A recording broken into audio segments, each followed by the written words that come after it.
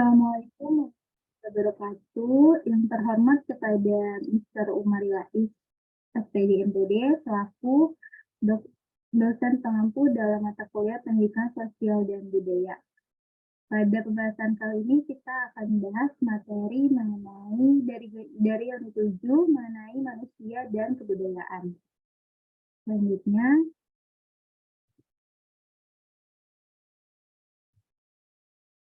kami dari kelompok 2 yang beranggotakan Nindya Vita, Nindya Rafita Salfarani, Nola Putri Lelatus Sipa, Nuraina Tiani sendiri, dan Rahmadina Azahra.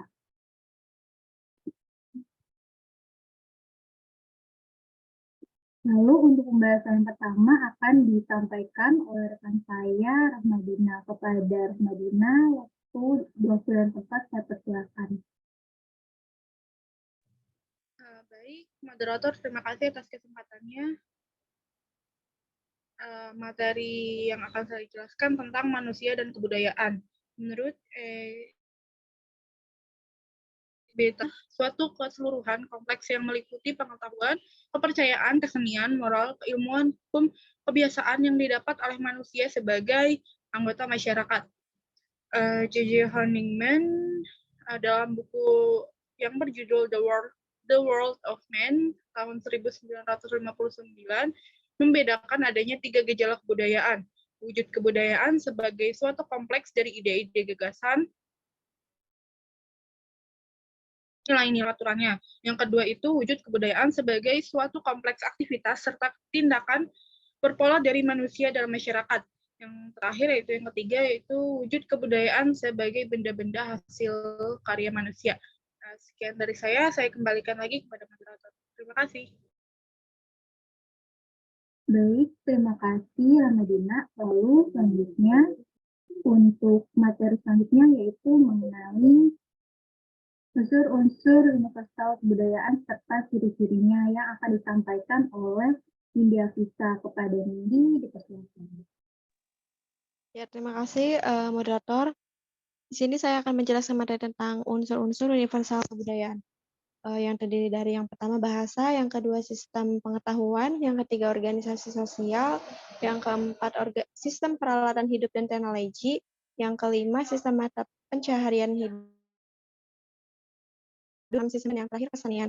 Nah, selanjutnya ada ciri-ciri kebudayaan modern, terdiri dari yang pertama hubungan yang ramai, yang kedua bergantung pada ilmu dan teknik, yang ketiga bersifat progresif atau dinamis, dan yang terakhir banyak dan beragam diferensiasi. Sekian dari saya, terima kasih. Baik, terima kasih. Lalu untuk materi selanjutnya yaitu mengenai cara perubahan kebudayaan yang akan dijelaskan oleh Nola Putri. Kepada Nola, dipersilakan. Baik, terima kasih moderator atas waktunya. Yang selanjutnya ada cara-cara perubahan kebudayaan. Yang pertama itu ada kongruensi atau suatu unsur budaya asing yang masuk dalam suatu budaya tertentu untuk mengisi kekosongan. Contohnya itu ada budaya teknologi. Dan selanjutnya ada fusi. Fusi yaitu unsur budaya asing dan sejenis diterima oleh budaya tertentu yang membentuk unit baru. Contohnya itu keroncong. Dan selanjutnya ada simbiosis, yaitu unsur budaya asing dengan unsur-unsur budaya penerima sejenis dapat hidup berdampingan. Contohnya itu istilah-istilah keagamaan. Selanjutnya ada sinkretisme, yaitu unsur budaya asing dengan unsur tertentu yang menjadi kesatuan yang sebenarnya unsur-unsur tersebut berlawanan. Lalu ada akulturasi atau unsur budaya asing yang diterima dan disesuaikan dengan unsur budaya penerima. Contohnya itu sistem pendidikan di Indonesia. Lalu yang terakhir ada asimilasi, yaitu unsur budaya asing yang diterima dan diserap menjadi bagian yang integral dari budaya penerima sehingga tidak dirasakan lagi sebagai unsur budaya asing. Contohnya itu ada Jagung dan Lombok. Mungkin sekian, saya kembalikan ke moderator. Terima kasih.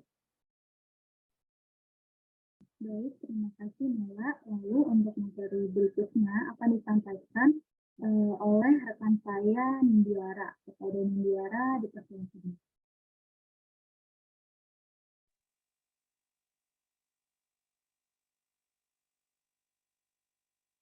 Baik, terima kasih moderator atas kesempatannya. Saya akan menjelaskan tentang proses penerimaan perubahan kebudayaan. Yang pertama ada, terbiasanya masyarakat memiliki dengan orang-orang yang berasal dari luar masyarakat tersebut. Yang kedua ada, jika pandangan hidup dan nilai-nilai yang dominan ditentukan oleh nilai agama, maka penerimaan unsur baru disensor dulu. Yang ketiga, corak struktur sosial masyarakat, sistem otoriter. Yang keempat, suatu unsur diterima jika sebelumnya sudah ada unsur kebudayaan itu. Yang terakhir, apabila unsur yang baru memiliki skala kegiatan yang terbatas dan dapat dengan mudah dibuktikan kegunaannya. Next.